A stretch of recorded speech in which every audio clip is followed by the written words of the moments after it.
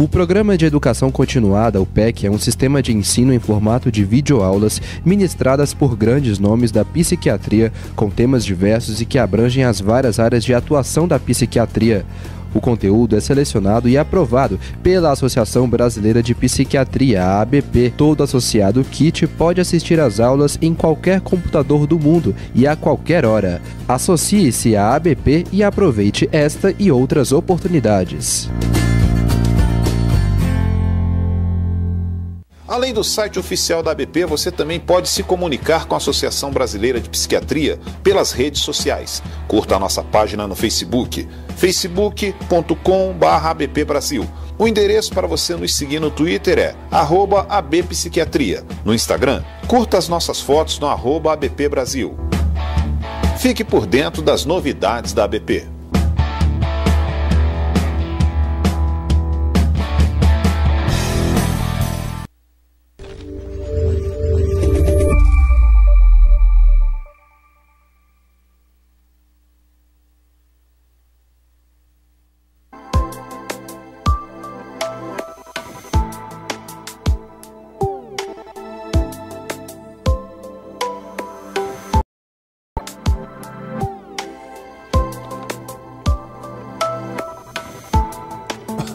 Boa noite, Brasília, boa noite, Brasil, boa noite, Além Brasil. 21 horas e ponto, estamos ao vivo aqui no seu Portal da Psiquiatria, no programa ABP TV.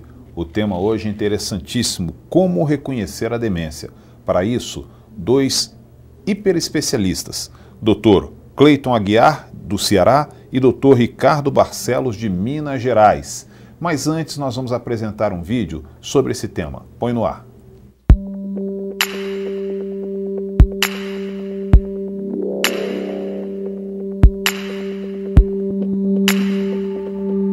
A demência é uma doença que pode ser desencadeada por alguns outros males, como por exemplo o Alzheimer, isquemias cerebrais, doença de Levy, AVC e outras doenças degenerativas, além de também surgir por conta de histórico familiar ou até mesmo por conta da idade.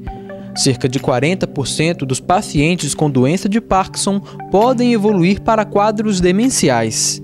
São vários os sintomas para reconhecer a demência, porém os principais são a perda lenta e progressiva da memória, além da difícil capacidade de concentração, aprendizado, dificuldade em se comunicar, alterações de personalidade, agitação e alucinações. Em alguns casos, o paciente pode apresentar atos violentos, comportamentos ruins que não apresentava antes da doença. O tratamento imediato pode retardar a evolução do processo de demência, mas ela não tem cura.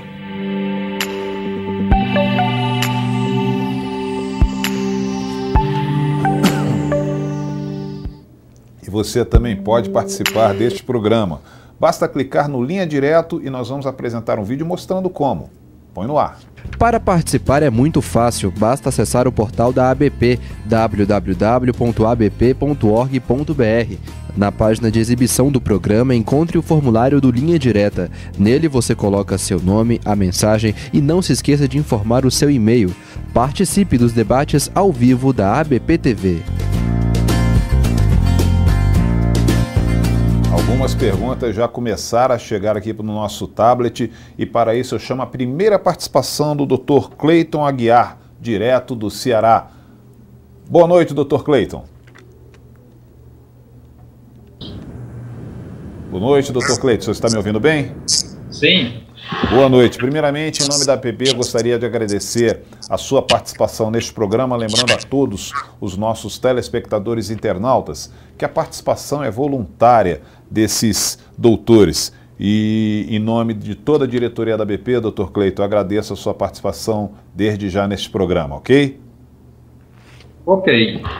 Boa noite a todos e é um prazer estar participando desse programa para poder divulgar o conhecimento entre os colegas.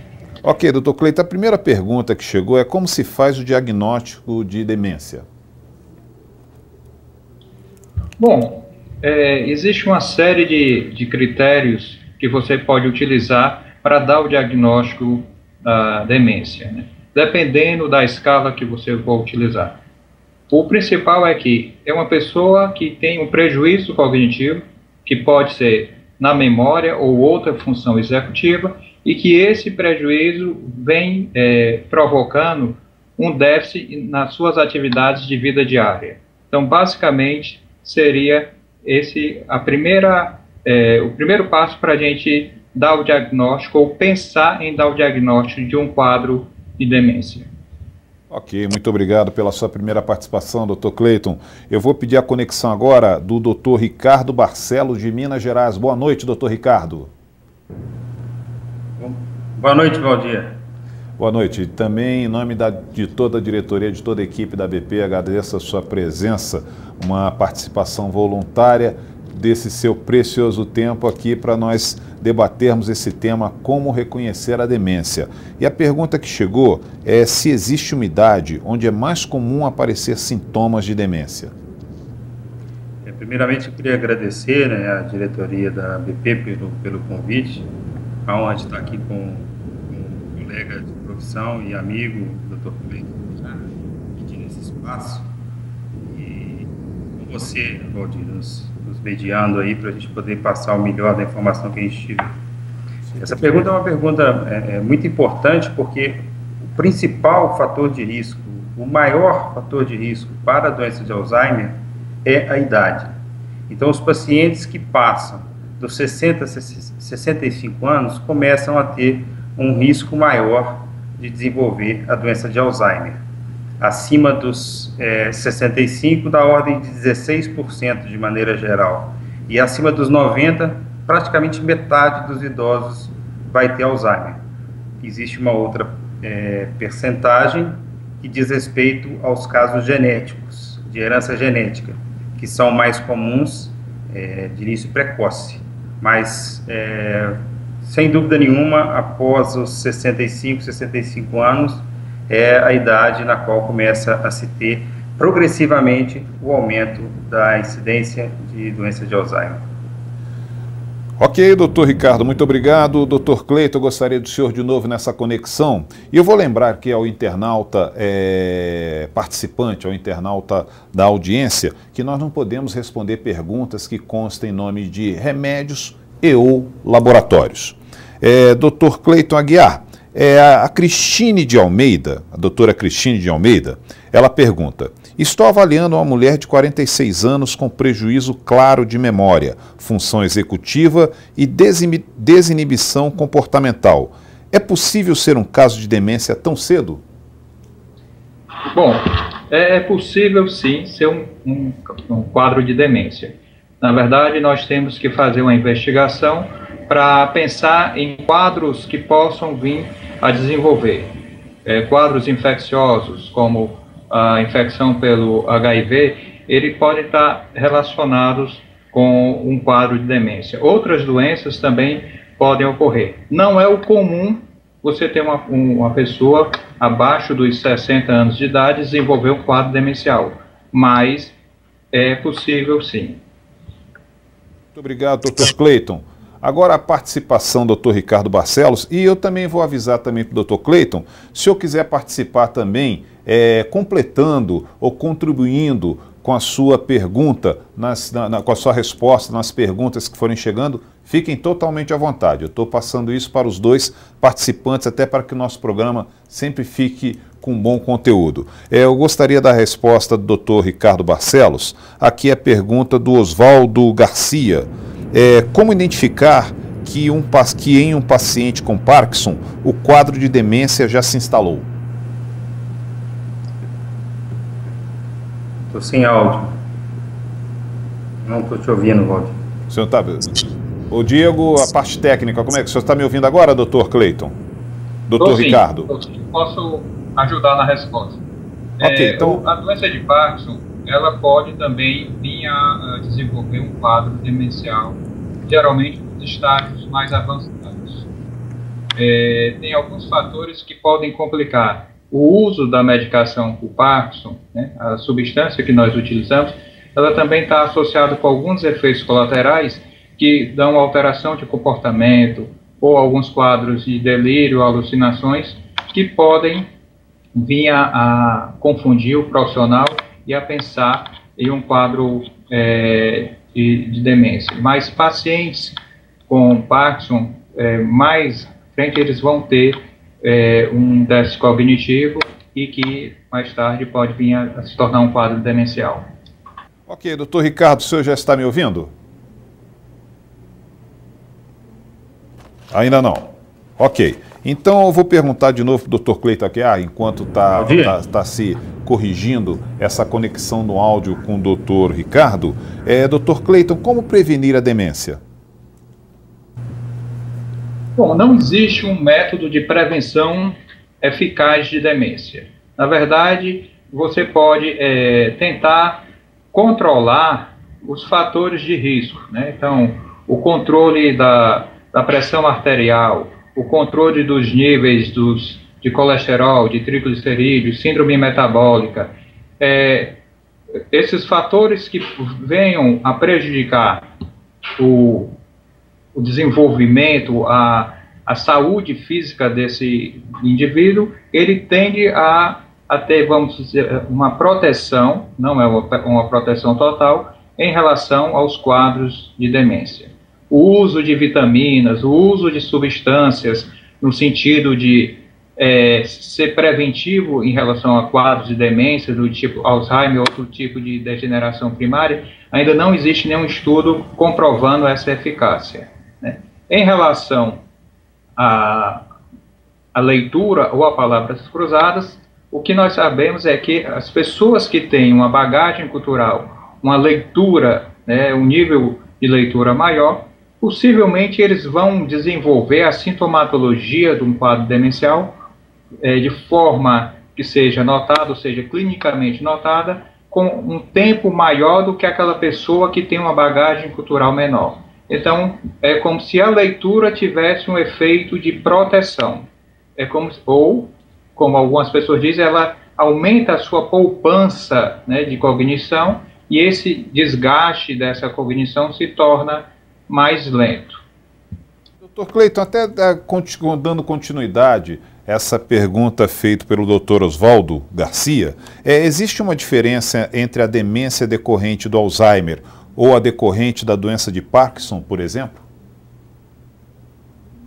Sim, existem vários tipos de demência, né? Tem as demências que são degenerativas primárias, do tipo Alzheimer, do tipo corpúsculo de Lewy ou do tipo de Pick, e tem demências como a demência vascular, o que ocorre? Eu tenho uma lesão em uma determinada área do cérebro provocada por o rompimento ou por a obstrução de uma artéria, e essa lesão já é suficiente para provocar um déficit cognitivo.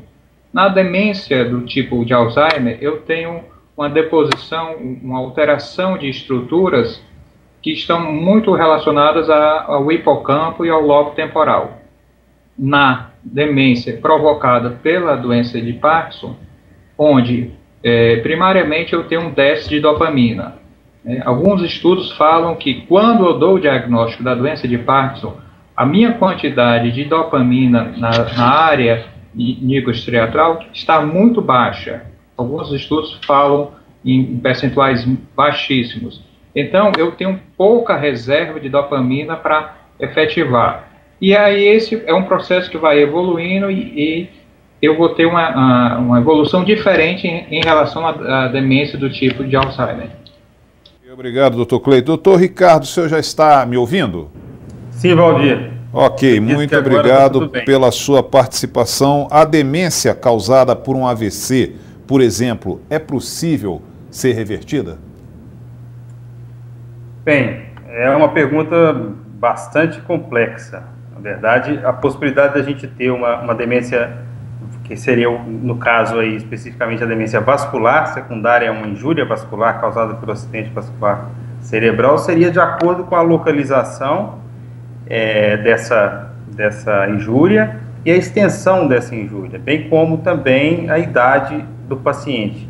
Quando a gente tem lesões importantes, com déficits importantes, a gente consegue, através de programas de reabilitação cognitiva e o próprio tratamento medicamentoso, a gente consegue melhorar um pouco da cognição desse paciente, mas é um pouco individual essa resposta. Alguns pacientes não voltam mais a exercer sua cognição de maneira plena, dependendo da região do AVC, se é em nas regiões subcorticais ou nas regiões corticais. Em determinadas regiões, em determinados centros, você vai ter prejuízos variados. Então, isso é muito individual. É possível haver uma reversão, se houver uma injúria, um infarto vascular, é possível haver uma reversão, acredito eu, que mais parcial do que plena. Não sei qual que é a opinião do Dr. Cleiton. Ok, Dr. Cleiton, eu gostaria de completar essa opinião? Não, é como o Ricardo disse, vai depender muito da área afetada, né? E o tipo, também, às vezes, do tipo de AVC acometido. Quando eu tenho um AVC do tipo hemorrágico, o dano provocado é um dano mais profundo. Às vezes, em alguns casos que não chega a ser um AVC, um AIT, um ataque isquêmico transitório, eu posso ter uma reversibilidade, porque eu não tenho aquela cascata do estresse oxidativo, inflamação, zona de penumbra, ou seja, eu não vou ter uma destruição neuronal tão forte quanto eu tenho um AVC ou hemorrágico, ou mesmo um AVC isquêmico. Então, dependendo da área e da extensão, em alguns casos ocorre, vamos dizer assim, uma certa regressão e que o funcionamento cognitivo daquele paciente, ele volta a ser próximo da sua vida normal. Isso também vai depender do tipo, da função desse paciente, né? Por exemplo, se ele é um executivo, ou uma pessoa que utiliza muitas funções executivas, no sentido de cálculo, de fala, etc., etc., esses déficits vão ser bem mais fáceis de ser notados do que uma pessoa que faz uma atividade mais simples, ou uma pessoa que trabalha, por exemplo, com agricultura, aonde essas funções executivas de fala, de elaboração, não vão ser testadas no dia a dia com tanta frequência quanto um executivo, um professor ou uma pessoa que trabalha nessa área. Ok, Diego, me coloca os dois, isso, na tela, para responder aqui a psicóloga Cristine de Almeida, que eu gostaria realmente da participação dos dois nessa pergunta. Como o Dr. Cleiton respondeu por último, eu gostaria primeiro da participação do Dr. Ricardo e depois a gente passa para o Dr. Cleiton, se quiserem conversar, ótimo nesse sentido. A Cristine de Almeida, obrigado pela resposta anterior, sou psicóloga. O exame de imagem pode esclarecer o diagnóstico demencial? Como diferenciar as alterações próprias do envelhecimento normal da demência pelo exame de imagem? Dr. Ricardo, por favor. Na verdade, a gente usa os exames de imagem hoje, a princípio, os exames que a gente chamados de estruturais, né, a tomografia computadorizada e a ressonância nuclear magnética do crânio, para excluir causas outras que não as demências mais comuns, entre elas principalmente a doença de Alzheimer.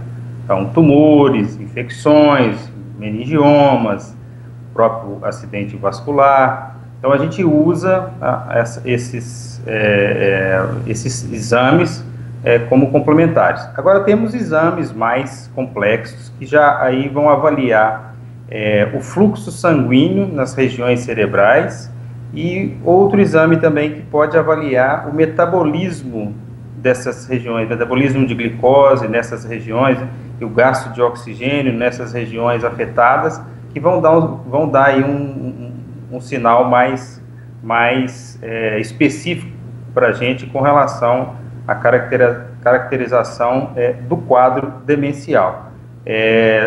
Tratando aí do PET scan, que é o que detecta aí o metabolismo cerebral, e o SPECT, que a gente utiliza para avaliar o fluxo sanguíneo cerebral, que também estão afetados na doença de Alzheimer. Ok, Dr. Cleiton, a sua participação nesta questão. Bom, é importante, assim, o exame de imagem ele é complementar, mas ele não pode ser o exame para dar o diagnóstico. No dia a dia, às vezes a gente, esses exames que o Dr. Ricardo colocou, eles são muito importantes, mas o grande problema é que para a gente utilizar no dia a dia, até em cidades menores, é complicado porque são os grandes centros que têm essa disponibilidade. Mas uma ressonância, às vezes na prática a gente pega um paciente que ele tem um déficit cognitivo importante, que nós fazemos um minimento, ele já se encontra com um minimento muito baixo, já no quadro de demência considerada moderada, e o exame de imagem dele dá um exame compatível com a faixa etária. E às vezes nós pegamos um paciente que o minimento dele dá 29, 30 dos 30, e quando nós fazemos o exame de imagem na triagem, ele apresenta um quadro de alterações de imagem, ou seja, de atrofia, muito superiores àquele paciente, outro que clinicamente ele tem um quadro de demência, mas a imagem dele apresenta melhor do que a imagem desse paciente que não tem sintomas clínicos de um quadro demencial. Ok, doutor, são 21 horas, 20 minutos, horário de verão, horário de Brasília. Nós vamos fazer agora um breve intervalo comercial, nosso primeiro intervalo comercial. Aproveite este momento para mandar a sua pergunta, sua contribuição e participar desse programa. Nosso tema de hoje, como reconhecer a demência. Os nossos participantes, Dr. Cleiton Aguiar, de Fortaleza, no Ceará, e Dr. Ricardo Barcelo, que está em Minas Gerais. Participe conosco, segue a BP TV.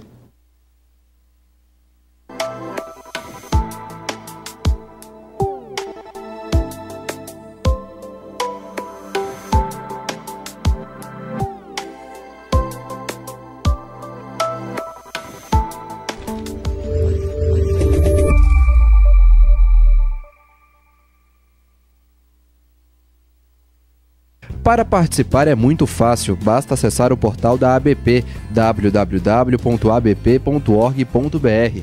Na página de exibição do programa, encontre o formulário do Linha Direta. Nele você coloca seu nome, a mensagem e não se esqueça de informar o seu e-mail. Participe dos debates ao vivo da ABP TV.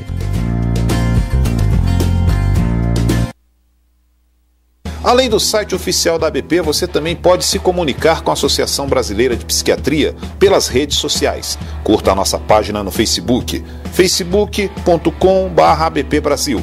O endereço para você nos seguir no Twitter é @abpsiquiatria. No Instagram, curta as nossas fotos no @abpbrasil. Fique por dentro das novidades da ABP.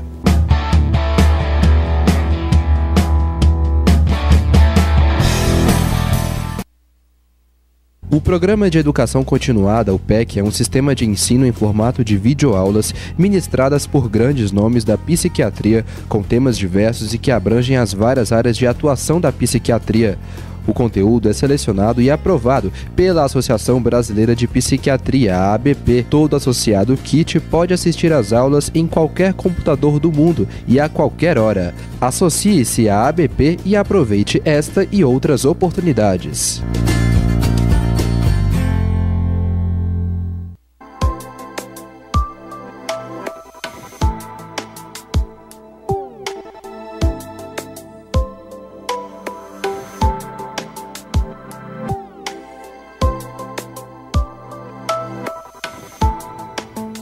(21 horas, 22 minutos, horário de verão, horário de Brasília. Estamos ao vivo com o seu programa ABP TV aqui no seu portal da psiquiatria. O tema de hoje é como reconhecer a demência e os nossos participantes, Dr. Cleiton Aguiar, do Ceará, e Dr. Ricardo Barcelos, de Minas Gerais. E você também pode participar enviando a sua pergunta, a sua contribuição. Basta clicar no Linha Direta, responderemos ao vivo. Mais um participante aqui, um telespectador, Dr. Jorge Trindade Júnior. Ele também gostaria da participação dos dois, que já estão na tela, perguntando qual a participação do álcool e sua influência na cognição do idoso. Vi estudos que falam sobre aspectos positivos em doses baixas. Gostaria que comentassem isso. Primeiro, o Dr. Ricardo Barcelos, direto de Minas Gerais. Pois não, Valdir. Uma pergunta muito interessante. Foi feita uma meta-análise Aqui no Brasil, com alguns estudos acerca da influência do álcool. A gente tem um grupo lá do Instituto de Psiquiatria da USP que fez esse trabalho, e a gente encontrou dados mostrando que o álcool poderia, em doses moderadas, significar um fator de proteção para a doença de Alzheimer. Porém, o álcool não se mostrou protetor contra a demência vascular, aliás, até podendo aumentar o risco de demência vascular, e contra o declínio cognitivo mais acelerado, maior do que o esperado para a média. Então, não é possível dizer se o álcool tem uma influência positiva ou negativa na doença de Alzheimer. Eu acredito que tudo aquilo que vai aumentar a incidência de outras demências ou de fatores de risco para outras demências, consequentemente, estamos expondo o cérebro a uma probabilidade de maior envelhecimento patológico, com declínio cognitivo, com possibilidade de doença de Alzheimer, sem dúvida. Uma boa pergunta. Dr. Cleiton, por gentileza, participe dessa resposta também. É como o Ricardo colocou. É importante você ter noção que o álcool ele não vai ter esse efeito. Né? Às vezes, alguns mitos são criados na tentativa de dizer que uma taça de vinho pode vir a proteger por causa da quantidade de antioxidante ou de outras substâncias nesse sentido. Só que os dados dos estudos não mostram essa eficácia, até porque são muitas variáveis que estão envolvidas. Né? E aí é importante também saber que o álcool ele também pode vir a ter um efeito deletério, um efeito em relação à saúde do indivíduo como um todo. E aí, em vez de ter o efeito protetor, ele passa a ter um efeito de ser um potencial agravante e desencadeador de algum outro tipo de demência. Dr. Cleiton, dentro dessa linha que o senhor acabou de responder sobre o uso do álcool, tem a pergunta que chegou aqui: o álcool e o uso de drogas pode antecipar a demência? Bom, o uso do álcool e o uso de outras substâncias, ele pode ser um fator de risco para o desenvolvimento de outros quadros de demência. Né? Por exemplo, o alcoolismo, ele está relacionado com desnutrição, com deficiências de vitaminas. Então, existem demências por deficiências da vitamina do complexo B. Eu posso também ter, como eu já disse anteriormente, uma infecção por HIV e eu ter um quadro demencial por uma infecção. Né? Agora, o uso em doses regulares e pequenas doses, que não se considere um uso patológico do álcool, ele não vai ter um efeito protetor. Também ele não vai ser um fator que vá desencadear algum quadro. Mas o uso de outras substâncias, né, coloca o indivíduo num grupo, num comportamento que ele vai se expor a alterações, doenças outras, né, que possam vir a desencadear algum quadro de demência. Por favor, doutor Ricardo Barcelos, vamos fazer a conexão agora com o doutor Ricardo Barcelos. Ô Diego, para ele responder essa pergunta que chegou, sobre fatores relacionados ao estilo de vida, tem relação com o desenvolvimento da demência? De demência? Sem dúvida nenhuma, a gente acredita que uma qualidade de vida, como o Dr. Cleiton falou anteriormente, com uma dieta saudável, com uma atividade física regular, um lazer, o bem-estar, sem dúvida nenhuma vai contribuir para um envelhecimento mais harmonioso. Existem alguns fatores de risco e alguns estudos mostram que a diminuição desses fatores de risco consegue retardar o início da doença. Então, se eu consigo, para uma paciente que teria aí uma demência desenvolvida por volta dos 60 anos, se eu consigo prevenir esses fatores de risco e, consequentemente, atrasar o início da doença, essa pessoa vai ter a demência com 80 anos, 90 anos, ou seja, eu estou oferecendo a ela mais 20 anos de vida com cognição normal e de independência funcional. Sem dúvida nenhuma, a hipertensão arterial, diabetes, tabagismo, consumo de álcool são a hipercolesterolemia, são a obesidade, são fatores que, sendo diminuídos, né, a incidência deles sendo diminuída, as pessoas tendo uma vida mais saudável vão conseguir, sem dúvida nenhuma, que é hoje o nosso objetivo principal, principalmente na prática clínica, é adiar o início da doença. Como o Dr. Cleito falou, não é possível prevenir ainda a doença de Alzheimer. A gente tem o objetivo de adiar o início para que a gente diminua o sofrimento, para que a gente possa aumentar a expectativa de vida e a qualidade de vida, diminuindo a morbidade desse paciente, sem dúvida nenhuma atrasando a mortalidade causada pela doença de Alzheimer. Doutor, e quem corre mais risco de ter demência? Homens ou mulheres? Isso é uma questão que geralmente ocorre para todas as doenças, não só psiquiátricas, mas as doenças crônico-degenerativas, como doenças cardiovasculares, em que a gente sempre observa uma influência do sexo na diferença da prevalência da doença.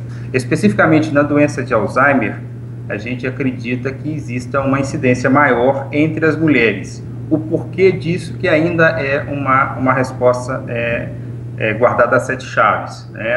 Alguns sugeriram que, pelo fato das mulheres viverem mais, elas estariam recebendo mais diagnósticos, os homens morrendo antes. Outros acreditam que a qualidade de vida da mulher é mais prejudicial em termos do desgaste. A mulher é dona de casa, é profissional, mãe de família, assume várias funções, às vezes é professora, quer dizer, tem todo um desgaste, é esposa, que no caso do homem é mais específico, então ela teria um desgaste maior e poderia estar mais exposta. Mas ainda são especulações e a gente não sabe explicar o porquê, mas existe uma tendência, sim, com o envelhecimento, a haver uma incidência maior. Eu acredito que nos próximos anos esse quadro vai mudar, porque nós estamos podendo viver cada vez mais, então o homem está aprendendo também a cuidar mais da saúde, uma coisa que a mulher faz também, um dos fatores que interfere. A mulher se cuida mais, se preocupa mais com a saúde do que o homem em geral. Então eu acredito que essa maior preocupação e com essa busca pela saúde do homem talvez mude um pouco esse quadro nos próximos 10 a 20 anos. Ok, eu gostaria de que você colocasse agora o Dr. Cleiton na conexão e também a participação do Dr. Ricardo para responder aqui ao Oswaldo Garcia. Ele está no 7º período de Psicologia da PUC do Paraná. Em relação ao processo terapêutico, além do tratamento medicamentoso, como a psicoterapia pode auxiliar no retardamento do quadro demencial ou na prevenção desses? Dr. Cleiton, por gentileza. O processo psicoterápico, né? Porque o som cortou assim, no meio da frase. Seria eu vou repetir a pergunta, Dr. Cleiton. Em relação ao processo terapêutico, além do tratamento medicamentoso, como a psicoterapia pode auxiliar no retardamento do quadro demencial ou na prevenção destes? A pergunta é do Oswaldo Garcia, ele está no 7º período de Psicologia da PUC do Paraná. Bom, tem aí duas abordagens diferentes. Se eu falo em termos de prevenção, né, então se encaixa no que o Dr. Ricardo acabou de falar. Um processo psicoterapêutico em que aquele indivíduo consiga trabalhar suas angústias, seus sofrimentos, seus conflitos, consequentemente ele vai ter uma qualidade de vida melhor. Ele tendo uma qualidade de vida melhor, neuroquimicamente ele vai sair daquela zona de estresse, que é uma zona que produz uma série de alterações fisiológicas que possam vir a provocar a síndrome metabólica, a hipertensão e outros fatores que o Dr. Ricardo já citou anteriormente. Agora, eu tendo esse indivíduo fazendo uma psicoterapia, ele vai ter uma qualidade de vida melhor e, consequentemente, ele vai diminuir os fatores de risco que antecipam ou que podem agravar um quadro de demência. Se ele estava pensando no início de um processo terapêutico em um paciente que já tem o diagnóstico de demência, o processo terapêutico vai servir para quê? Para que esse paciente consiga manter sua autoestima, consiga manter também as suas atividades de vida diária, a sua independência e, consequentemente, também ter uma melhor qualidade de vida. Então, os indivíduos que conseguem trabalhar essa parte, tanto da parte de psicoterapia, a parte de terapia ocupacional, eles têm uma melhor qualidade de vida e uma evolução do quadro demencial melhor, no sentido de que menos estresse, consequentemente, uma menor quantidade de complicações clínicas e um estresse em relação aos familiares também diminuído. Então, eu tenho duas etapas. Na prevenção, no sentido de melhorar a qualidade de vida, e após o diagnóstico, para manter esse indivíduo em termos de autoestima e também melhorar a questão da independência, principalmente em relação às atividades de vida diária. Eu gostaria da participação do Dr. Ricardo para a contribuição nessa pergunta ao Oswaldo Garcia. Só complementando aí, né, muito bem respondido pelo Dr. Cleiton, a psicoterapia para a solução de problemas é a que tem mais sido elencada aí nos estudos para pesquisar o benefício da psicoterapia para pacientes com declínio cognitivo ou início de doença de Alzheimer. E é a que tem mais oferecido respostas positivas. Então, em termos de psicoterapia específica, seria essa. Mas, obviamente, estaria muito na dependência do estágio da demência, até mesmo pela capacidade do paciente de entender, expressar e elaborar essa psicoterapia, bem como da possibilidade da ajuda da terapia ocupacional para fazer aí a reabilitação cognitiva e trabalhar em conjunto aí, né, de uma forma multidisciplinar. Sem dúvida nenhuma, poderia ajudar dessa forma.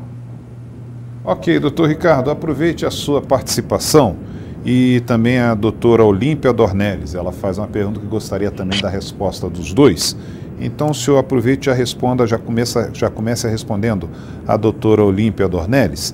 A demência comumente se instala gradativamente apresentando déficits cognitivos, como de memória, atenção, etc., e alterações comportamentais. Qual a frequência de casos em que ocorre repentinamente? Você pode começar, doutor. Ele esteja falando de demências outras que não doença de Alzheimer.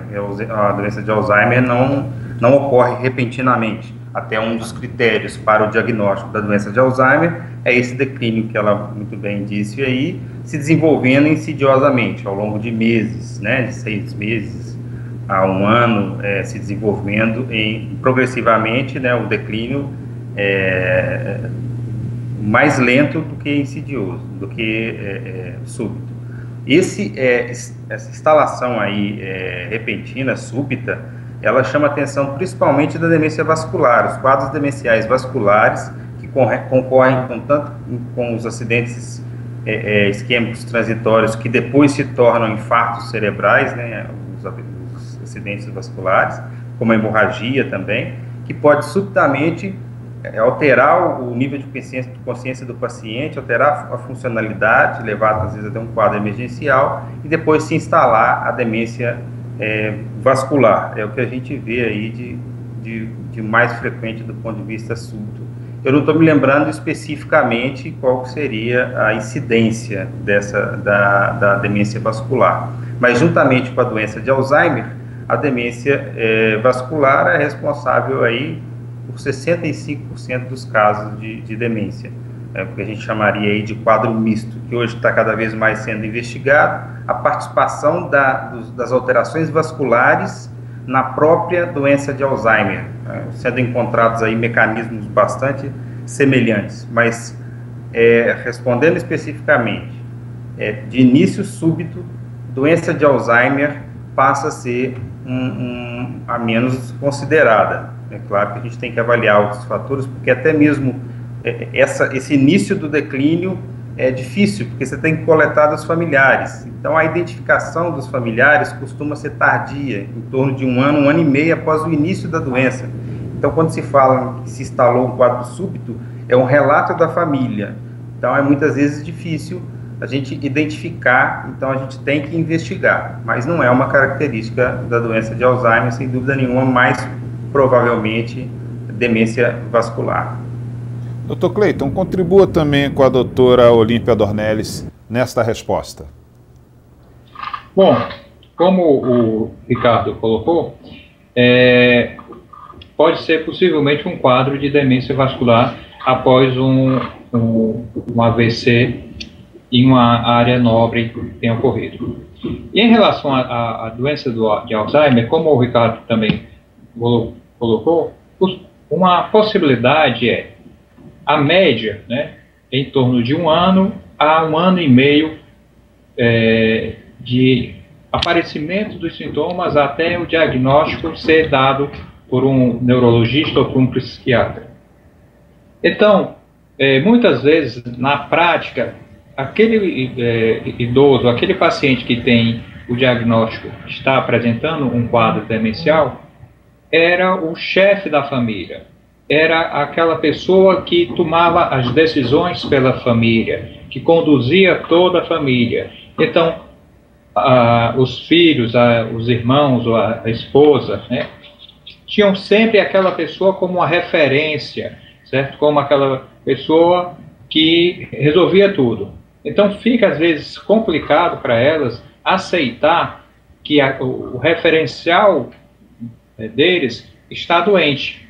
E aí eles, quando ocorre um fato assim que não dá mais para esconder emocionalmente, é que eles correm na busca do diagnóstico e às vezes acham que isso se instalou de forma abrupta, de forma inesperada. Mas quando você conversa com essas pessoas, e aí você vai na história percebendo que, na verdade, não foi um início tão agudo, e sim já há alguns meses, algumas semanas, claramente, principalmente alguns meses, essa pessoa já vinha tendo alguns esquecimentos, tinha se perdido, mas aí a família disse, não, é porque o trânsito mudou o sentido das ruas, sempre ia buscando alguma justificativa para não entender aquilo como um sinal de um quadro de demência. Por quê? Porque aquela pessoa sempre foi a referência em termos de controle e de condução dos problemas.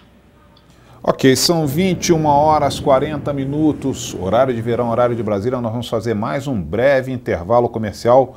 Voltaremos com o último bloco do nosso programa. Dá tempo de você participar.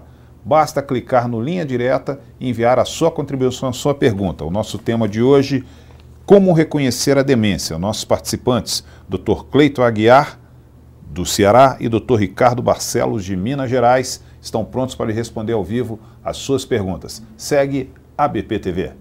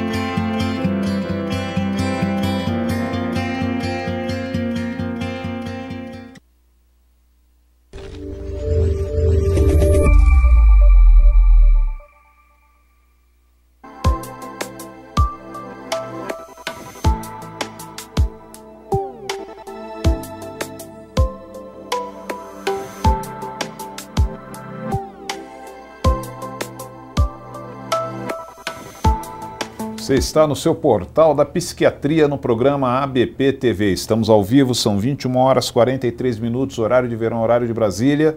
Nós estamos agora no último bloco do nosso programa. Dá tempo de você ainda enviar a sua contribuição, a sua pergunta. E como tem muita pergunta aqui no meu tablet, nós vamos agora tipo ping-pong, fazer um para cada um, para que os dois participem e você também tenha a melhor resposta, a melhor contribuição. Vou começar com o doutor Ricardo Barcelos, de Minas Gerais. Doutor Ricardo, por gentileza, vamos responder aqui a participação do José Freitas.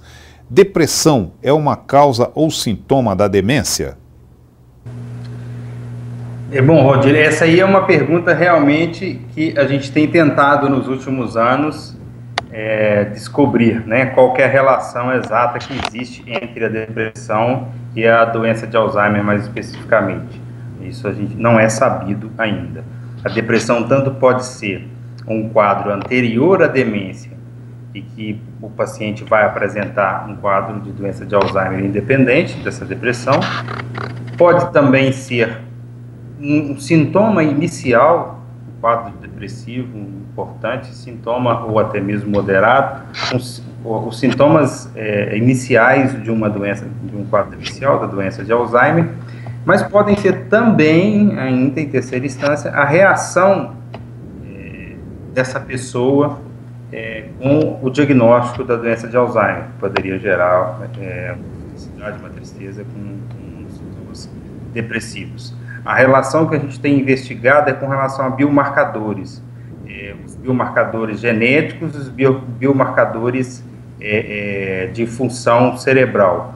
Os estudos mostram uma relação importante de marcadores relacionados à depressão no que diz respeito ao declínio cognitivo em geral, havendo um declínio cognitivo maior em pacientes com depressão quando comparados a pacientes sem depressão.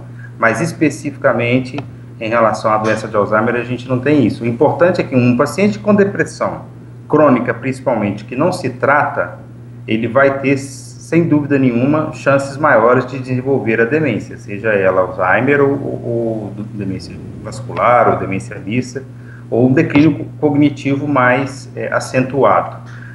Pacientes que têm um quadro demencial pela primeira vez após os 65 anos, o paciente nunca teve nada, sempre foi ativo, sempre foi bem emocionalmente, nunca teve nada do ponto de vista psicológico, desenvolve uma depressão. É importante avaliar a função cognitiva desse paciente, fazer uma avaliação neuropsicológica apropriada, porque a gente tem que descartar a possibilidade do início de um quadro demencial. Eu chamo agora a conexão Dr. Cleiton Aguiar. Dr. Cleiton, vamos responder aqui a Marina. Meu filho sofreu uma queda e bateu a cabeça e tem problemas de memória. Pode ser sinais de demência? Bom, o traumatismo craniano, ele obrigatoriamente ele não está relacionado com um quadro de demência. Precisaria ser um traumatismo craniano que tenha uma repercussão orgânica, uma repercussão de imagem, além disso ter outras alterações de função de cognição. A perda de memória, e aí pode ser uma coincidência em relação a outros fatores, e a gente tem também que pensar, idade dele, né? Como foi essa queda, né? Outros sintomas, né? Como é que está a questão? Agora, o que a gente sabe é que pessoas que sofreram um traumatismo craniano, no futuro, elas têm um fator de risco maior para vir anos depois, muitos anos depois, a ter um processo demencial. Mas não quer dizer que porque eu tive um traumatismo craniano, eu vou ter um quadro demencial. Não. Apenas que essas pessoas, como a história do cigarro, é um fator de risco para o desenvolvimento, o traumatismo craniano também, ele entra como um fator de risco. Não tem ainda uma relação direta explicando isso. Possivelmente um processo inflamatório ou alguma coisa nesse sentido. Mas, pelo que ele está dizendo, o filho, então deve ser uma pessoa jovem, levou uma queda e está com um problema de memória, não quer dizer que não é um quadro demencial. Se é um quadro de um problema de memória, ela tem que fazer uma investigação para descartar outros processos, como hematoma, que possa ter desenvolvido em função desse traumatismo. Mas um quadro demencial, acho pouco provável. Ok, doutor Ricardo, vamos responder agora a Joana Assunção. Ela pergunta se diabéticos têm mais chances de ter demência. Essa relação entre o diabetes mellitus e a demência, de forma geral, ela tem sido muito investigada. Tanto é que alguns estudos mostraram que se você diminui a prevalência, a incidência, o número de casos novos, de pessoas que se tornam diabéticas, ou o número total de pessoas com diabetes numa determinada faixa etária, você consegue retardar o início da demência. O que a gente utiliza como referencial é que o diabetes aumenta, sem dúvida nenhuma, a possibilidade de eventos cerebrovasculares, justamente por causa da injúria causada pela dificuldade no metabolismo da glicose. A gente vai ter esse aumento da possibilidade de demência vascular. Então, além da demência vascular, o diabetes pode, sem dúvida nenhuma, influenciar. Secundariamente, poderia influenciar também na doença de Alzheimer, tendo em vista os fatores de risco vasculares, as lesões vasculares, alterações cerebrais vasculares encontradas na doença de Alzheimer. Do ponto de vista clínico, prático, a gente sempre investiga em pacientes com diabetes, idosos, a gente sempre avalia a função cognitiva para a gente, sem dúvida nenhuma, descartar. Mas em termos de pesquisa, não existem evidências claras que determinam que a diabetes vai causar mais demência. Há pessoas que têm diabetes e têm um envelhecimento cognitivo bastante harmonioso. Mas na prática clínica, a gente tem que cuidar, é um dos fatores que está sob a mira da psiquiatria, da neurologia, da geriatria, no combate aí à doença de Alzheimer. Ok, Dr. Cleiton, vamos responder agora ao Rodrigo Vieira. Ele pergunta se o estresse pode ser um dos fatores da demência. O estresse, diretamente, não existe nenhum estudo mostrando, porque é difícil de você quantificar e especificar o estresse, né? Agora, a fisiopatologia do estresse, né, o estresse crônico, ele está associado com as doenças que são fatores de risco para quadro demencial, como a diabetes, síndrome metabólica, hipertensão, colesterol elevado, certo? Além disso, vem a questão do sedentarismo, que está muito relacionado à questão do estresse. Então, é exatamente o contrário do que a gente vem colocando. Ou seja, o estresse reduz a qualidade de vida da pessoa. Reduzindo a qualidade de vida da pessoa, ela fica muito mais fácil de ter a propensão a adoecer, a ter quadros hipertensivos, a colesterol elevado. E esses fatores virem a provocarem danos, né, na estrutura cerebral e com isso virem a se instalar um quadro de demência. Ok, vamos agora ao Dr. Ricardo para responder ao Adriano Tristão. Ele é estudante do 7º período de Psicologia da Universidade Veiga de Almeida, do Rio de Janeiro. Quais os trabalhos ou exercícios mais indicados para se tratar um quadro de demência ou pelo menos para amenizar? Exercício, entende-se que seja a atividade física. Não entendi bem se a pergunta foi atividade física ou se foi exercício cognitivo. A sua pergunta falhou um pouquinho, também não entendi. Ele é estudante do que, Valdir? Ok, vou repetir agora essa pergunta então, do Adriano Tristão. Sou estudante do 7º período de Psicologia da Universidade Veiga de Almeida, do Rio de Janeiro. Quais os trabalhos ou exercícios mais indicados para se tratar um quadro de demência ou pelo menos para amenizar? Não entendi bem se o exercício aí nesse sentido é exercício físico ou cognitivo, vou tentar falar os dois. Do ponto de vista da atividade física, sem dúvida nenhuma, idosos que praticam atividade física, inclusive que frequentam a academia, que hoje a gente sabe que a musculação e os exercícios aeróbicos de academia são muito bem indicados para melhora da força muscular, para aumento da capacidade de equilíbrio, da independência de marcha, para prevenção de quedas, estão todos relacionados a uma melhor evolução de qualquer quadro cognitivo, de declínio demencial, ou o idoso que esteja ainda com a sua cognição preservada. Então, exercícios aeróbicos conjugados aí com exercícios localizados. Uma frequência, a Organização Mundial da Saúde preconiza que sejam 150 minutos semanais. Eles podem ser divididos aí meia hora, 5 vezes na semana, ou 3 dias na semana, dividido aí esses 150 minutos.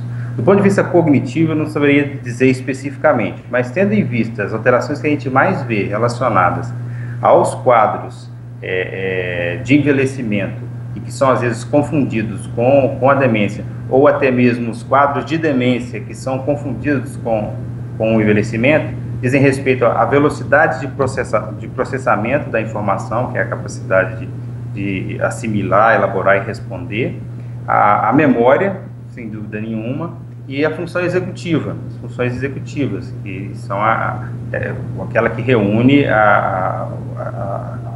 o que o idoso precisa utilizar para desenvolver atividades, tarefas do dia a dia. Então, eu acredito que exercícios cognitivos voltados para essas funções mais específicas seriam os mais apropriados. Não sei se agora vamos à participação do Dr. Cleiton Aguiar, para responder o Dr. Jorge Trindade Júnior. Estudos mostram que uma escolaridade mediana é fator de proteção para a demência. Pensando nisso, não poderíamos utilizar instrumentos de estimulação cognitiva para adultos, jovens, como forma de promover saúde mental? Há estudos sobre isso. Ele parabeniza a participação dos 2 psiquiatras e te agradece pela contribuição. Nós que agradecemos pela sua audiência, doutor. Então vamos lá, doutor Cleiton, vamos responder ao doutor Jorge Trindade Júnior. O estudo sobre a proteção em relação à escolaridade é como eu coloquei. Nós não sabemos se é uma proteção em termos de evitar o início do processo patológico, ou seja, a instalação do quadro demencial, ou que se essa pessoa ela tem uma reserva cognitiva, uma capacidade de elaborar, de raciocinar pela bagagem cultural, pela escolaridade, e com isso encobrir esses déficits cognitivos, né? Então ele tem mais instrumentos para conseguir lidar com os déficits de memória, com os déficits de função cognitiva de uma pessoa com baixa escolaridade, né? Então, um estudo mostrando que teria um efeito protetor em relação ao processo patológico, a gente ainda não tem uma clareza. É lógico, se eu melhorar a escolaridade dos adultos, melhorar o nível educacional, eu vou ter também uma maior reserva em relação à qualidade de vida também dessas pessoas. Por quê? Porque o conhecimento traz também uma reflexão sobre qualidade de vida, sobre o estilo de vida que a pessoa está levando, a alimentação, né, hábitos de vida. Então, tudo isso vai sendo associado de forma positiva a ter uma proteção ou uma postergação do aparecimento do quadro demencial. Então, são 21 horas e 57 minutos. Horário de verão, horário de Brasil, nós passamos um pouquinho do tempo do nosso programa, nós estamos chegando ao finalzinho do nosso programa. Eu gostaria de aproveitar a sua conexão para as suas considerações finais sobre a participação no nosso programa ABP-TV com esse tema, como reconhecer a demência. Bom, eu queria agradecer à ABP pelo convite, né? É um prazer estar aqui discutindo sobre um tema que é muito importante e que cada vez mais vai estar presente na vida do brasileiro, porque a nossa população ela está envelhecendo e, como o Ricardo colocou, o fator de risco para a demência é a idade. Então, cada vez mais os profissionais vão ter que estar preparados para lidar com esse quadro. Agradeço também a oportunidade de poder participar desse programa com o meu grande amigo mineiro, Dr. Ricardo, certo? Um homem de conhecimento né, um pesquisador e que é profundo conhecedor desse tema. Muito obrigado e um abraço a todos. Ok, doutor Ricardo Barcelos, as suas considerações finais sobre a participação no nosso programa ABP TV com esse tema, como reconhecer a demência. Eu gostaria de agradecer mais uma vez a oportunidade, o convite. É um prazer estar aqui, Valdir, com você e com o meu grande amigo Cleiton. Nós somos colegas de formação, de pós-graduação, em termos de contemporaneidade, né? Então a gente aprendeu muito junto um com o outro. Ele está sendo muito modesto. Ele é dotado de bastante conhecimento na área e bastante experiência. Eu gostaria de lembrar que houve uma pergunta relacionada a um quadro súbito que pudesse causar demência. Existem os quadros de confusão mental, que são os delíriums, que são emergências médicas nas quais você deve investigar aí uma pneumonia, uma infecção urinária, são passíveis aí de investigação clínica, até mesmo internação. Existe um paciente, um senhor idoso que mora no interior, na periferia de São Paulo, tem 127 anos, é provavelmente o homem mais velho do mundo. Ele tem uma cognição aparentemente adequada à idade, vive sozinho, recebendo pequenas ajudas dos vizinhos, mas é bastante independente. Ele é uma grande prova de que envelhecimento não significa déficit cognitivo, não significa que tem que esquecer, que tem que adoecer, que tem que viver mal. A gente tem que lembrar que deve ser sempre investigado, nunca desistir de quadros mais complicados, porque sempre há algo que fazer, seja do ponto de vista médico, seja do ponto de vista social e familiar. Então, deixar aí o meu abraço a todos e agradecer a você, Valdir.